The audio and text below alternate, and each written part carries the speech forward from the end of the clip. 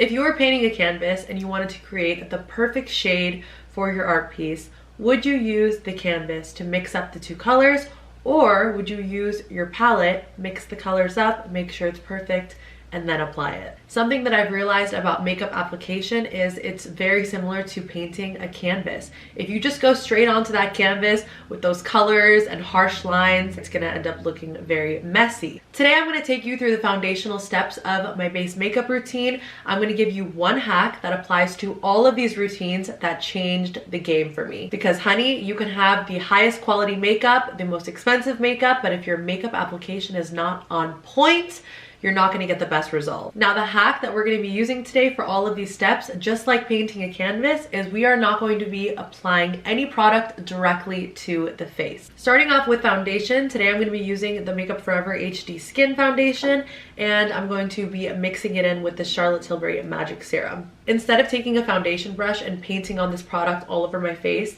I'm gonna be mixing these two products together to create a nice even consistency. So it should look something like this. This is gonna give me a nice hydrated base. I'm gonna grab a wet beauty sponge and I'm going to warm up that product on my hand, and then I'm gonna apply it to the face. Foundation, I would say, is the most forgiving out of all the base products.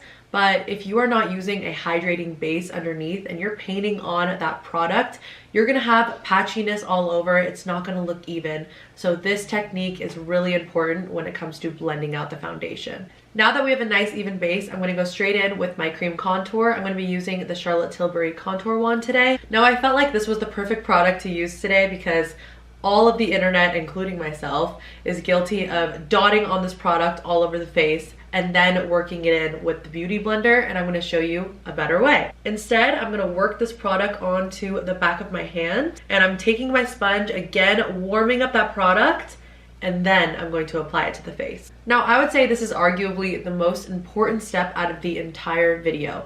If you are using a cream bronzer, particularly a stick bronzer, and applying it directly to the face, it can make it much harder on you to blend out those harsh lines. You want to eliminate that muddy look, and you want it to blend seamlessly, almost like it's melting into the skin. Next step is concealer. Keep in mind, I'm doing this step after my cream contour. Again, just more beginner friendly. If you make any mistakes with your cream contour, it's easier to go back and clean it up. I'm going to be putting this on the back of my hand like so, grabbing the other side of my sponge and just warming that into the skin. And now we are just using it to buff out the under eyes.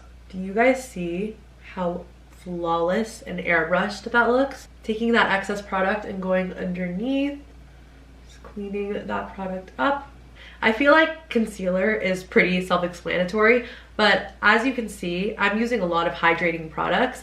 But again, if you're using matte products, particularly a matte concealer underneath the eyes, you are really gonna wanna try out this method because matte products tend to stick to the skin a lot more and are harder to blend out. So by warming it up on the skin and already having an even amount on the sponge, you're setting yourself up for success. So I said that cream contour was the most important. I would say this is the second most important. A lot of people struggle with blush, including myself. It honestly took me a long time to kind of figure out how to apply cream blush in the most effective, seamless, blendful, not a word, way. And by using this method, just watch. For blush today, I'm gonna grab this one by Charlotte Tilbury. This is in the shade Pinkgasm, and I feel like this is kind of like a blush highlighter combo. Again, using that same technique and putting that blush on the back of my hand. And I'm gonna take a separate sponge and I'm applying this dry.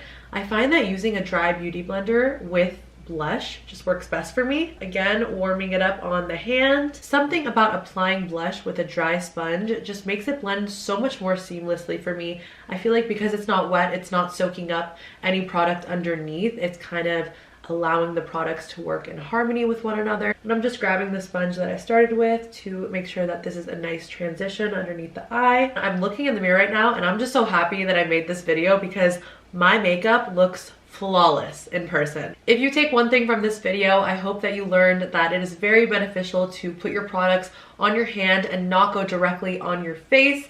It's gonna help you get the nice blended lines. Everybody has their own techniques of doing makeup. It's not necessarily wrong to put it directly on your face, but if you really want that nice blended look, especially in person and on camera as well, this is a really, really good technique. As always, feel free to comment any questions down below, and I'll see you guys next time. Bye.